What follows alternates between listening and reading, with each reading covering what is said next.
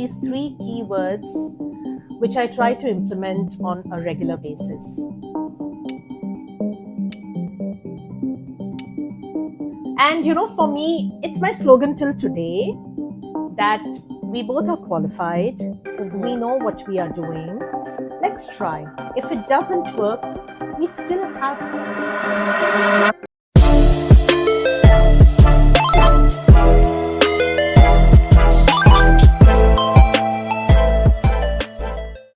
Welcome to a new episode of Business Meets Life. Hello from Shanghai, although it looks like we're in India. Happy Indian Independence Day, Soumya. Thank you so much. You look beautiful. Thank you. So today we're going to talk a little bit about Soumya's life, her flexible lifestyle, her work in India as an IP lawyer, although she's living in China. But first of all, I'd love to know a little bit more about this beautiful traditional outfit as a non-Indian expert. So basically, since, we are celebrating our Independence Day today, and I thought, why not dress for the occasion? This is a hand-woven dupatta, like a long stole or a scarf, as we call in India. And it comes from the state of West Bengal. It's kantha work, and it has a beautiful display of different colors. And because our flag is a combination of orange, blue, white, and green, I thought, why not, mix it up and wear something to celebrate our Independence Day today. I love it. And actually, we are right now in Soumya's beautiful home. I wish I could show you around. There's like art from different places of the world. We can see a little bit back here. You also started to paint in Chinese styles, right? Yes. How did you start doing that? Have you always been a painter, or was that your hobby all the time? So I am a connoisseur of art. So I like anything which is very artistic and beautiful. And I can't call myself an artist or a painter, but I do have a slight bent towards painting. And when I came to China, it fascinated me that, it's so similar in terms of art, culture. Is it? It is. Because if you see, even in China, like India, each state or province, as we call, they have their own dialect. They have their specific cuisine. There is artwork that comes from there. And that was, it inspired me. I was curious to know how different is it from what we see around us. So, and since I knew I'm going to be in this country, I thought, why not, take away. I tried to take away the language, of course. But, I wouldn't call myself a linguist. I'm still trying. I haven't given it up, even after 9 years. But I thought one thing that I can really take back with me is Chinese painting, if I can figure out. And I'm lucky to have found a good teacher. And also with my husband, I've been learning Tai Chi. Wow. So hopefully these are the small takeaways, that I will remember and carry on with me when I move back. You might have to show us a bit of Tai Chi soon. Oh yeah? Okay. But I need my partner to do it with me. So I guess we need to have a second episode then. Yes, please. Before we talk about how you have made it to China, and in between she actually lived in Bhutan for several years too, which is a goal of mine to come visit. The happiest country in the world, right? Tell me a bit more about your upbringing and also later on how you've met your husband. Okay. So I come from a simple family in Mumbai. And but I come from a family who, even at the time when I was born, right from my grandparents to my parents and my uncles and aunts, they've been very progressive. So and I was if you say, between the brothers, between my father and his brothers, I'm the only daughter, the only girl child. So, they were absolutely happy, excited when I was born. My father went about crazy that, people thought maybe it's a son. And he said, no, it's a daughter. Is it like how it used to be back in China that normally the parents always wanted a male, like a son basically, and that a daughter was not well seen? Or was that different in India? It was similar. Things have been changing in the past and things are very different now, because if you see as women, as daughter, as girls, the opportunities that we get and what we are doing today, if you see big names in different industry, diverse activities, women have done very well in India. Yeah. So, but at the time when I was born, I wouldn't say it was, especially I was in Mumbai, so it's a metro city where, things were already, very fast paced and very forward thinking. So, but still, like, people, it took a long time for some of them to understand that my dad was so happy that it was a daughter. Aww. It was a girl. So anyway, on my upbringing, so I come from a very humble background, and all of us have made it independently on our own. There has been we don't come from a monetarily flourishing families. But, education was always important. I come from the southern part of India, although I have lived in Mumbai. I'm a third generation. If you call in Indian terms, Mumbaikar, somebody who comes from Mumbai. But for us, it has been education has played a very important role. So my dad would always say that, education is something that will always come handy. It never goes waste. So, yes. And it's been very, for me, it's been a very good, comfortable life. Yeah. I know that in India, they have the different kind of castes, and they always say that depending on which caste you're in, your destiny is kind of like predetermined. So in the caste where you were born, and again, I'm not an expert in it, right? Did it mean that you were allowed to go for education, or were you supposed to, I don't know. I think I heard that you were supposed to marry somebody, move to Silicon Valley, somebody from the IT or so. We had dinner in Soumya's place recently at home, and I heard that. You have a great memory. So the thing is, because I am a Tam Ram, so Brahmins are considered to be, the ones who are, who have a bent towards learning, education. So basically the caste system that we talk about here is actually the original, see in many, I wouldn't say only in India, if you see in many countries and cultures, over the years, it has got diluted. Oh, the really? meanings have got diluted by the intention with which they started. So basically the caste that we are talking about here is about an innate skill or capability that one comes with, right? So if you are someone who is good with money, with finance, you would definitely be someone who is more of, from a type or a caste where you will expect because then you get into business. So you would want your generation to continue what you have painstakingly earned and, built up, right? Similarly, I come from the Brahmin community where we have an innate quality or skill for learning and education. And I come from the Tamil Nadu state in India, and where, well, yes, I would say that, it was, when I was growing up, when I was of a marriageable age, it was very popular that you would find a guy settled in Silicon Valley and, get married off there. So yes. Okay, but you married somebody and now you guys went to Bhutan and to China. Now you two have a very special, beautiful marriage story. I'm not sure how much you can tell here, but she has an amazing husband. I actually met the two of them. I was a bit a little sponsor of the Diwali festival 1.5 years ago.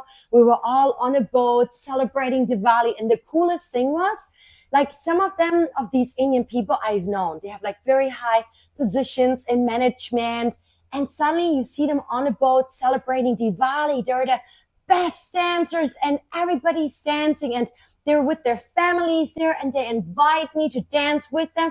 They didn't even know me. In a German community, in a German Chamber of Commerce community event, this would not happen. This is what happened with the Indian community, Indian Chamber of Commerce even. And then you invited me to another event, you and your husband, which was so kind, everyone dancing and everyone so well educated and friendly. And I was just wowed. But yeah, going back to you and your husband, I don't know if there's something that you could tell me about your past, but you two are just an amazing couple, I gotta say. Thank you so much. Oh, and by the way, if anybody ever needs to know of which concert is happening when and where in China or anywhere else, I don't know. I would just ask them. You are too kind with all your compliments, Janine, but thank you so much. But that's because, somewhere it's like, I think so I'll give a little filtered version of, how I met my husband. But we have known each other since we graduated out of high school. Wow. So, and, so we have like literally over the years grown together in a relationship where now we understand what we like, what we don't like, and what are so there are a lot of common preferences. When you grow in a relationship, a lot of things you start doing together. And luckily for us, yes, we enjoy doing things together. Yeah. And I think as a foreigner, many of us, we still have like prejudices against cultures like India, China, especially if we've never been there. And unfortunately, I've only been to the airport so far, work in progress, although I have many Indian friends. And many people would still think, oh, all Indians get into like arranged marriages. And back in the days, I also would have had a prejudice because I've never been in touch with it. And I think it does have even some advantages. And I also started to realize that some people, before they go into marriages, they go into like the Indian, I don't know if it's palm reading, astrology, and they really calculate if these people would go together. And I started to see different parts of it. But is that still like a big thing nowadays in India, in today's society? It's a mix of both. So there are still, where, I mean, they've left it to the kids these days, mostly, if you look at big cities. And it's still not it's not the same that, you are forced into an arranged marriage. Mm-hmm. It's getting better. It's, but at least for my generation, when I grew up, it wasn't very easy because as a parent, I would say they expect that, they are given the responsibility rather than we taking it upon ourselves.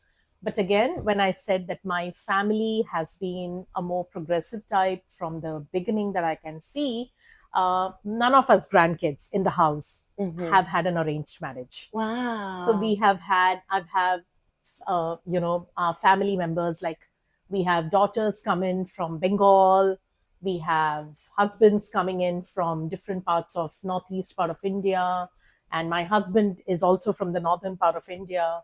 So yes, it's changing, but there is you still see those, we see the horoscopes to match, to see if the stars align. And there is a lot of science behind it. Oh, really? Yes, because I mean, I'm a big believer in it, to be honest. But so although I am not an expert on that subject, and when I was getting married, my mom, she was very clear that since you have already chosen your partner, I will not go into those, astrology and looking at your horoscopes, because if for any reason it doesn't match, then I don't want that uncertainty to be there within me, that maybe things are not happening or not happening right because the stars didn't match. Yeah. So she was very clear. She said, you have decided for yourself, and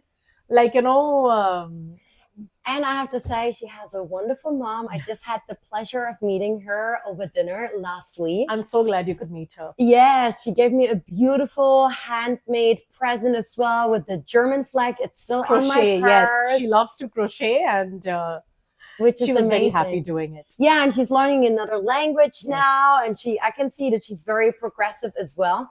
And I think you also had to when you were a child, you said you had to take over a lot of responsibilities from an early age, and later also you studied, you went from I think accounting into law, and you are still an IP lawyer, right? Yes. How do you manage living in China but practicing IP law, In advisory, India. and other things in India?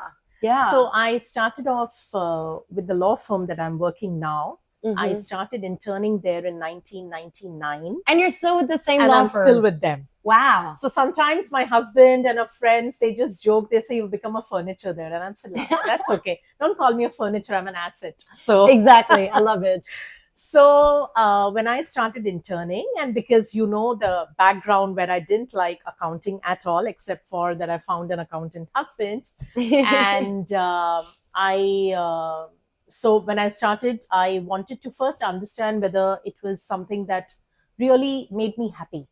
So because So I can't accounting be, did not make you it happy. didn't. It would stress me out, and I understood. I realized it's not my cup of tea. I gave it some time, and I started working here, and I loved the subject that my senior was into, which was IPR, intellectual properties. And eventually, and I have always been, as a child, fascinated by brands, by fancy things. Okay. So that really helped me when I was, trying to get my hands on something like a trademark law. So when I started to work, I liked it. I started studying. So I did my law, and then I did my bachelor's, and I did my master's. And because I was never into litigation, I was more into consulting, advising my clients on, how to go about in case they have a brand in place, or how to protect their brand, or how to enforce it in case there is any misuse or infringement of those IP or brands, which required a lot of chamber work. It didn't require me to actually go to courts or be physically present there. So when we decided to move, and it was a mutual decision. So a lot of times, I have a lot of friends, they ask me that, was it very difficult for you to move out of India? I said it's more or less, I think maybe I was the one who started this whole thing of, let's go out and explore. Oh, really? Yes. Nice. Because we were looking at a work-life balance, and which was a little difficult at that time for us in India, in Mumbai, especially where we were working. Even in China, I would think that work-life balance is not so easy. And, for me, it's my slogan till today that we both are qualified. We know what we are doing. Let's try. If it doesn't work, we still have home. Let's go back home. Nice. So that's the confidence, that it's okay. I mean, we can try. If it doesn't work, fine. Let's go back and see. We'll figure something out. I love that attitude, and it shows so much growth mindset at the same time. So that's when, and to give my boss full credit, she has been an amazing mentor. Usha Chandrasekhar, that's her name. I'm not going to repeat her name. That's okay. She No has been a subtitles for great that. mentor, great support, and has always been, there with me in my decisions. So when I told her the first move was Bhutan, she was a little upset. But why is that? Because for us, it was more than a boss and a subordinate relationship. We were also like best of buddies, although she is much senior to me in age and practice, both experience. But, we had like our wavelengths matched, and, we could read each other's mind. And, when you physically have someone like that near you, closer to you, it's a lot comforting. But she said, okay, we will see how we can work it out. And till date, that's how it works. So that's amazing. I'm glad you had such a wonderful So I've been mentor. lucky, I can't complain. I've been really lucky. Yeah. Let's talk about Bhutan. Okay. Back in the days, I never knew about the country called Bhutan. Mhm. And when I took this course, this Success Factor Happiness by Professor Schmidtkanz at Munich Business School, that course actually changed my life. While later I actually quit my corporate job and started to become an entrepreneur in China. And Bhutan, I mean, it's the role model when it comes to a country, not just looking after the GDP, but also including the happiness of their people and so on. And I had one German friend from China. He visited Bhutan, Okay. and he was telling me all these kind of stories, and I was so fascinating. And then you two just randomly over dinner last week said, "Oh yeah, we lived in Bhutan. What, 5 years?" Yes. So tell me on how you ended up. What did you do? What was life like? And what was the experience about the people and the country and everything? So Bhutan for us, even today, is like, I mean, we feel it's still a dream. It was wonderful. So again, this was the first, the work that Kamal took outside India, and that's why we moved to Bhutan, and we were in Thimphu. And so Bhutan, as you rightly said, so they measure their success and growth by gross national happiness, right? So it's not GDP. And they stick to it in the sense, because you see, it's everything is very simple. They believe in simplicity. When I went to Bhutan, I used to be rationing on my internet use. Can you imagine? Because we used to buy these cards where you refill, scratch and refill to upload data. Okay. So in the sense, how freely today we feel that Wi-Fi is so easy. You can just stream and do anything. I used to ration my online streaming those days. Because why I'm trying to say this is because technology also came in very late to that country, because it was a very conscious decision that they took so that people don't get carried away in this technology, which, because we have seen over the years how we have lost human touch. Yeah. Everything today is technology. It's Yeah. so fast paced. Things are moving. It's needed. You need to move at times. But I think Bhutan also taught us that there is still an element of beauty in being simple. Mm-hmm. So simplicity is still alive. It's still relevant, and it is still important. So let's talk about another dear topic. And I remember like you were hosting this beautiful barbecue. So funny. So they invited me over to barbecue in like outside, like in their compound. I didn't know what to expect. Thought a little barbecue. And then there were tons of people. It was also a farewell party. And then they had a professional bartender. And then they had like a professional restaurant that made an Indian barbecue for us. I was like, wow, you guys are the most amazing hosts ever. So much love and kindness and fun and delicious food, of course. So at that time, you actually told me, we spoke about faith, a bit of like religion, and how at one point you even mentioned, oh yeah, when you practice this and that and you followed that. Even at one point your husband said, oh, he started to see how you changed a bit. So I'd love to know a little bit more about that journey you went on and what you're doing, what you're practicing, how it has changed you. So, I was talking about how I'm getting a little more deeper into spirituality. Yeah. And so earlier, I think there's a fine line that, divides between being ritualistic and being spiritual. Okay. So I come from a very, so I always say in India, a lot of times we say that, are you God fearing? And then when I started to understand spirituality better, I was like, no, I think we need to be God believing. So my nani, that is my mom's mom, used to live with us. Mm-hmm. So I've been practically raised by her because my mom was working when we were young. And so she was a believer and more ritualistic. So in terms of, we do a lot of chanting. We have our scriptures from where we have those, chantings in Sanskrit. Oh, yeah, and we have our daily prayers. So one thing that my dad had said, that irrespective of how busy our schedules are, until of course, we started working, until college, our evening prayers used to be together. So we assemble at this time. As soon as dad is home from work, we are back from our school, and we pray together, have our dinner together, and then everyone disperses for whatever they do.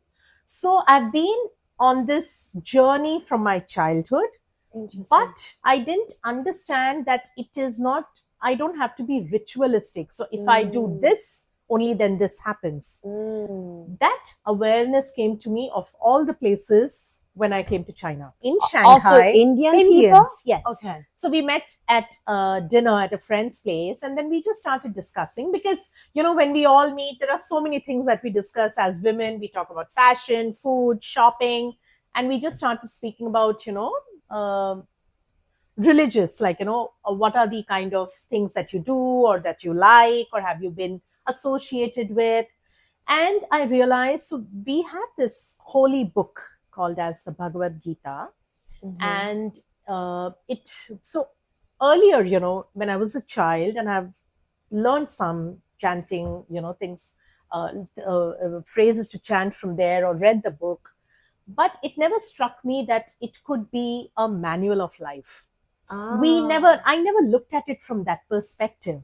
And do we consider this also as part of like Hinduism, Buddhism? Yeah. Or... So it's a Hindu scriptural book. Okay. But if you read it, and if you read it without any preconceived, you know, that, you know, you're reading something which is spiritual, I just tell everyone, if you just pick it up as a book and start to read, we realize that it's like a manual of life. Nice. It gives us the guidelines of how to live a good life. What does it say, for example, how to live a good life? I think a lot of people are actually searching for it.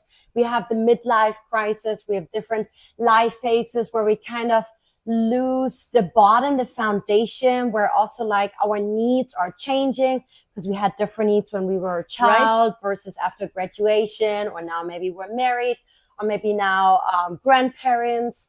So how do we live a good life? So what it teaches is one thing that I have learned is we are not in control of most of the things, right? Why we get irritated or we get hassled or we get angry, disappointed is when things don't go the way we want it to go. And is that a question out of whether I believe in faith and destiny, or whether I can take control of it myself, or not at all? I didn't get your question. Sorry. Oh, okay.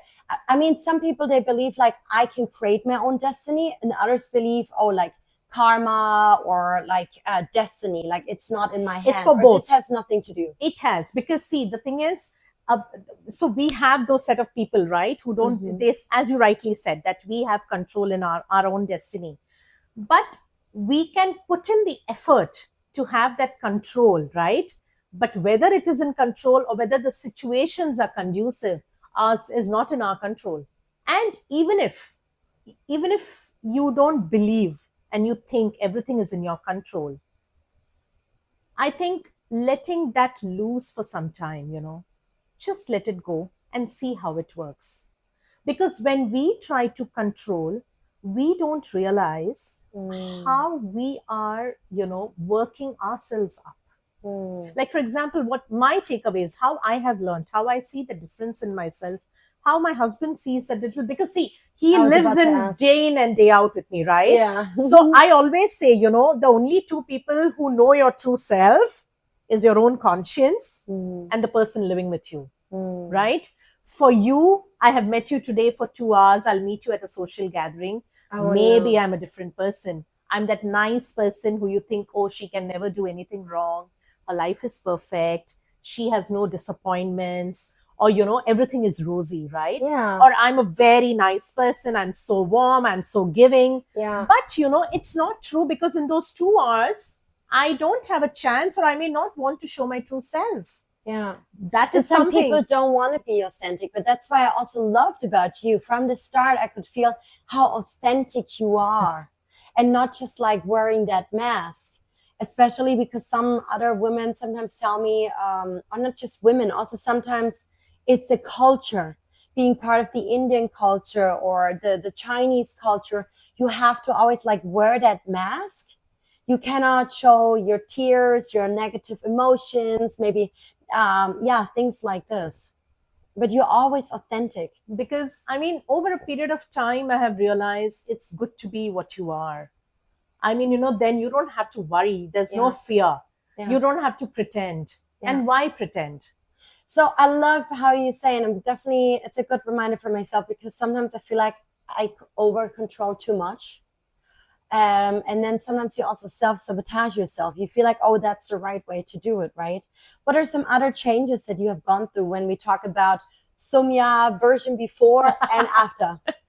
So I think I used to be more of an OCD, and especially when it comes to keeping things certain way and time. So oh damn it, I was late today. But lucky for you, you met the second version, Soumya, too. So it's okay. You're fine. So, I mean, and then after I got into this, I realized it's okay, because that's my problem. That's not their problem. If I like things in a certain way, that's because I like it. There are no set rules which say that it has to be done this way, right? It's our perspective. It is our... Now, what makes me think, like, I used to think, no, this is the right way of doing it. But that's my interpretation.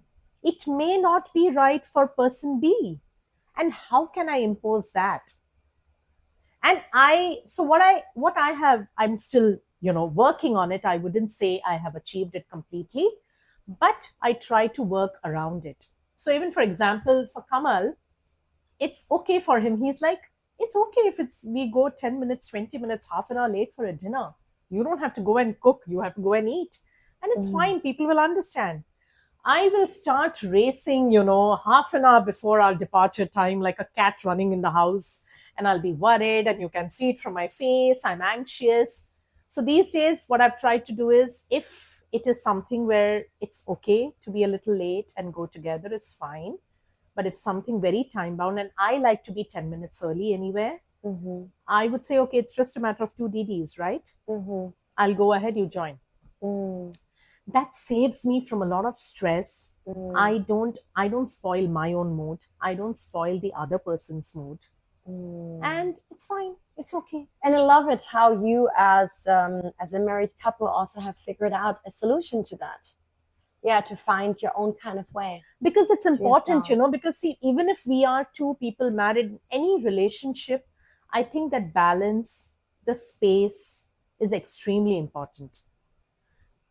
I think no relationship can be suffocating, when you do too much of anything, whether it's a mother, a brother, a sibling, a child, a spouse.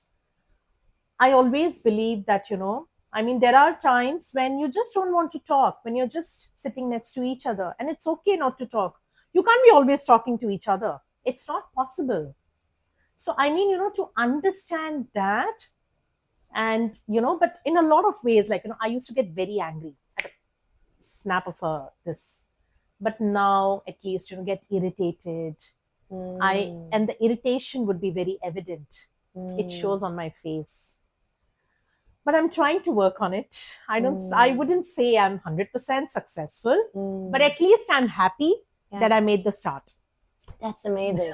I always love seeing the two of you together. There's always so much positive energy around it, so much love and laughter and joy, how you tease each other. It's really, really nice. And we do have our set of arguments too. Of course. But, we have realized that we are human. We are not perfect. We can make mistakes. And it's okay as long as we are upfront about it, that, yes, I've made a mistake. And it doesn't matter which relationship that is. Yeah. It could be with my mother. I know if I've done a mistake, or my mother-in-law for that matter. Because, I mean, if you ask them, they basically, when they see Devil Wears Prada, they think Meryl Streep is me. Oh, really? Including my boss. Oh, wow. So they all think like, I am the one who kind of, keeps juggling things. Oh, wow. But, they understand that I mean well, and I respect that because they know that I mean well. So, I mean, when I get irritated and if I know I've done something wrong, I go and apologize. Yeah. It takes a lot of courage. I have learned it, but I'm happy if I'm able to do it, I mean, that's how we move on, right? Absolutely. Yeah.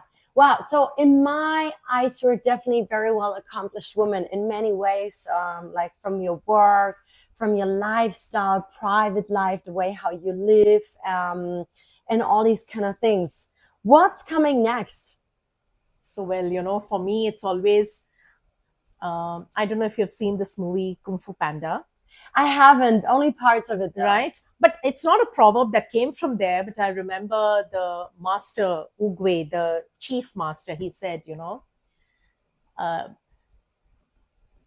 yesterday was history, tomorrow is a mystery, today is a present, and that's why it's a gift. So live in a moment, be mindful. Yes. No plans for the future. So, well, I do have plans in the sense I want to leave, from the professional aspect. Maybe I want both of us to do something which gives us more pleasure in terms of, planning an event. We love doing it. Or, And you're so good at that. Thank you. And for a long time, I've been wanting to. So we both have an eye for things. We love to. And for art too. Yes. And we like to buy things. So I've been wanting to do this for a very long time. I don't know when I'll do it, but, go to India, go to those remote places, look at artisans and give them a platform where they can showcase their work. Wow. And be able to, a lot of people are doing that. So I'm not saying that nobody's there doing this today, but I don't know how much of it is actually going back to people who actually put in that work. So in a way, have a platform which doesn't need a lot of capital investment. But at the same time, if I'm able to bring in, them to the limelight and have, run a commercial thing for them where, for example, this dupatta, there are so many things and they are amazing. When you look at these artists, they are so dedicated and so amazing. Only thing is a lot of time, because you have a lot of them there, the opportunities don't reach each one of them. Of course. So, even if we are able to bring in change or, bring even some of them into that limelight, and I'll be happy doing that. Yeah, I absolutely need to connect you with Magali. Uh-huh. She is a lady here in Shanghai, a teacher originally from Haiti. Okay. And she actually just invited me over for brunch to her home a couple of weeks ago. Uh-huh. And again, the German she's like, oh, we have some foreign friends coming and some people from here, and we're having brunch in my place. And it was a weekday, and she lived so far away in Shanghai, and I was like, oh, I didn't even know what the purpose is or what we're really doing. I didn't know it would be her private home. I've been connected with her on WeChat for a long time, many years. And then I was like, okay, I cannot just decline a day in advance, right?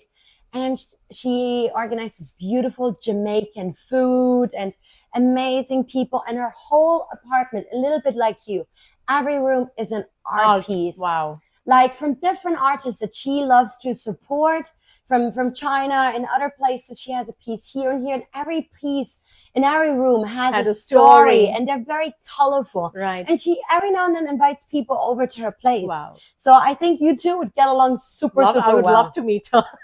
Absolutely. And she also has a huge heart and is a supporter for art. And it was just such a pleasure for someone who's not too much into art yet, but I do want to appreciate it more. And actually, Shanghai has a lot to offer. It does. I just often don't do it, but I want to do it more. So yeah, another motivation. Yeah.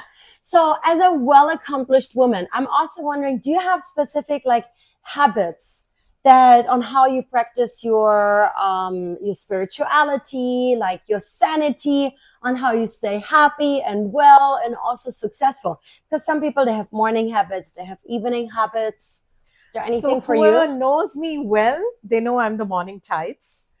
My friends often tell their kids that you need to learn something from this auntie, because on a non-eventful regular day, I go off to sleep at 8:30. Really? Yes. Oh, wow. And I would love to do that. So, but I'm always open to visiting, going out if there's an invite or a dinner or a party, that's fine. And you get up at 4:30, 5. Nice. So I like to rise with the sun, and I would love to set with the sun. So that's how, is my daily routine. And I like my mornings, the quiet mornings, because, I have my routine in the morning. And then, by the time my helps come, so, I'm set, ready to plan my day and work. And so, yes, I mean, that's how it is for me. Beautiful. And again, I'm sorry, this is such a prejudice, right? A lot of foreigners would think every Indian probably meditates or does yoga or something like this. Is that also part of your routine? So yes, I do. I'm not. Or is it a Tai Chi now? I'm not big into meditation, but I do have a workout session thrice a week. My instructor comes online from India. It's a mix of weights and strength, Pilates, and little cardio, yoga. Yes, of course, and of course Tai Chi. Okay. Now, do you have any? Oh no, actually, what's the best advice you've ever been given? Okay, so I met a friend, and we just got talking, and what I learned from him was these three key words, which I try to implement on a regular basis: pause, reflect, and reset. Pause, reflect, and reset. So if there is something happening, instead of being impulsive in taking a decision, or getting agitated in the moment, I just like to take a deep breath, and I pause. I rewind it to see what happened, and then how is it that I can reset the entire situation.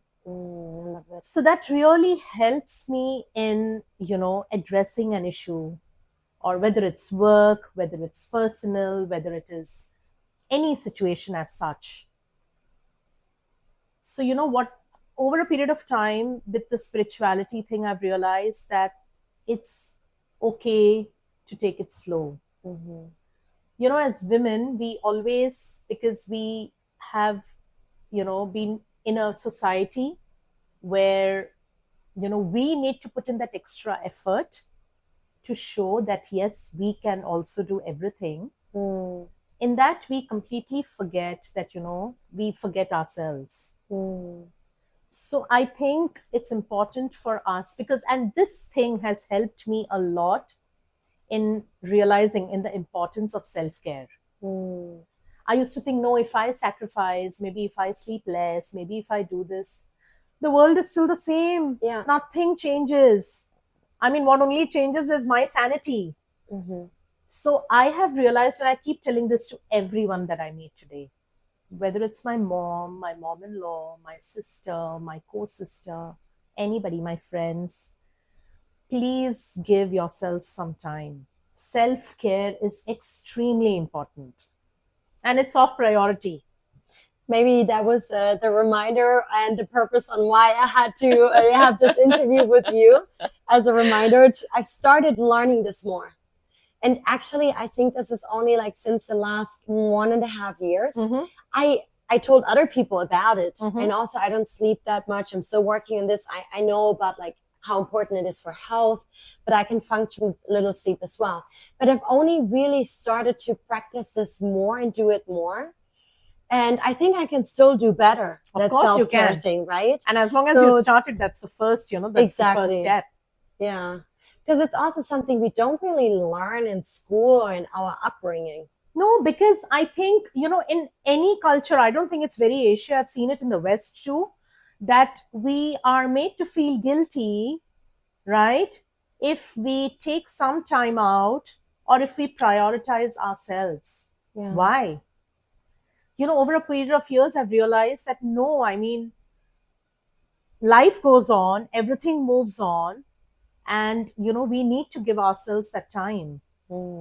So it's because still that guilt is there, can I keep myself first and then do this? Especially as a mom, wife, sister, woman. Because we have so many roles that we play on a everyday basis, right? And we multitask. With home, kids, friends, family, back home, parents. We don't give ourselves the importance, neither the time. Yeah, that's true. How would you describe, what's your definition of success nowadays? So, well, all of us, when we were young, we were all ambitious that I need to do this, but today for me, I think success is something that I have achieved not at the cost of anything else. Oh, true. A lot of people might think success is money, but it's at the cost of never seeing my family. Like in China, some parents only get to see their kids twice a year. Yes. And if the situation is such that I can't, well, but for me, success is if I'm able to balance things between, my work, my family, my time, travel. Mm-hmm. Basically, success is something, it should make you happy. Yeah. And what is success? Is there like a definition, or is there a way that you can measure it?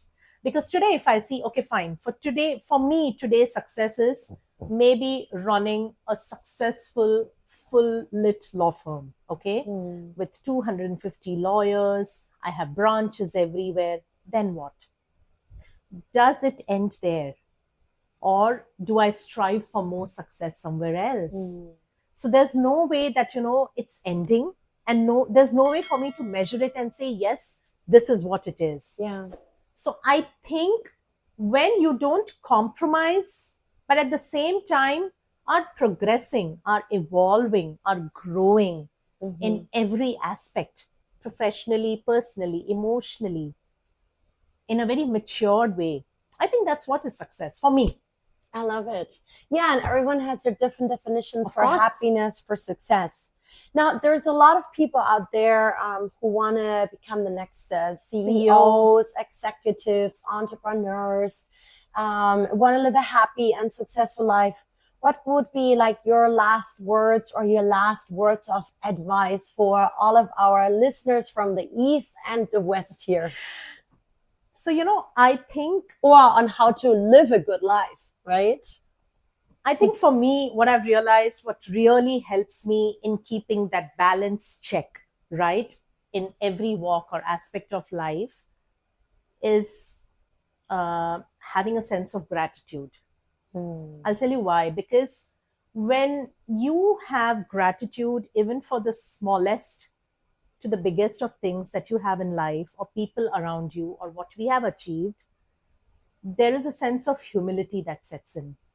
When there is humility, I don't have that arrogance or ego. I don't see myself as, you don't have that one-upmanship. You're more grounded. And we try to respect and value what we have or what we have lost in the way even more. So I always used to think, will gratitude and ambition go together? Yes, why not? If it's channelized in the right direction. Because in every walk of life, even if we are ambitious as a career person, as a career-oriented woman, even if I have to achieve something, if I have that sense of gratitude, I will be very mindful of how I reach my goal. Rather than, being aggressive or, not knowing if I've knowingly or unknowingly hurt someone in the process or on the way. So for me, if you see most of my Insta hashtags, they're always gratitude is always the best attitude. I love it. I'm not following you on Instagram yet. We got to change that. So I'm not although I would love to, because, one thing that I haven't told you about, which is I love doing, and I'm lucky. So, what work from home has helped me is that I get to travel a lot. I love to travel. I travel when Kamal travels on work, or we otherwise plan travels. And it's so much to learn. Because you meet different people when we are traveling, different cultures, different habits, different places, the way they live life. And it's an amazing learning experience. And what has been your favorite country so far, or city that you've traveled to? I would not say that, but I think one city that made me like, I became a child there, Oh. was in Finland, Rovaniemi, Oh, when I God. visited Santa's village. Oh, wow. I lived in Finland before. You did? Yeah. Wow. So, But I haven't been that up north. so we I did lived in only Helsinki. Lapland. So we did Wow. a specific winter Lapland trip. Wow. And it was, when I reached and when we landed, I told Kamal, it feels like Narnia. It was like a winter fairyland. And when I went to meet Santa, although I've not been big on Christmas, right? Okay. Christmas was more like I used to go to a friend's place, have plum cake in India. Uh-huh. In Shanghai or other countries, it's a huge affair. I mean, the decoration is great. Especially in the US, Yes. always. And With so the I've never had the lights. opportunity to travel during Christmas. So most of my Christmas markets have been in Shanghai, and I love going to them. But when I saw Santa, I was like, wow, I felt like a child. And so that is one trip which I would love to, redo again. Ooh. It was like a dream come true trip. Love Because it. we actually went hunting the Northern Lights, Uh-huh. although I wasn't lucky with the Northern Lights. Oh, I'm sorry. But yes, Santa, of course. Was worth it. Was well, worth a it. good reason to come back then, right? Yes, of course. Well, I guess we're going to have another episode with you and your husband together so Sure. people feel the amazing energy between the two of you. Thank you so much for inviting me into your beautiful home, for taking time. And it's Friday afternoon here in Shanghai. I guess it's time to start the weekend. Yes, and thank you so much, Janine. That's very kind of you, that you thought that I could be of interest in your podcast, Business Meets Life. And thank you for this wonderful opportunity. I think Thank you're you. an absolute role model, and I'm pretty sure that you guys agree. Sharing is caring. If you loved the episode with Soumya, send it to your friends all around the world. Subscribe to our YouTube or Spotify channel, and take care. Let's see where we're going to be for the next episode. Thank you so much. Thank you so much. Bye-bye. Thank you.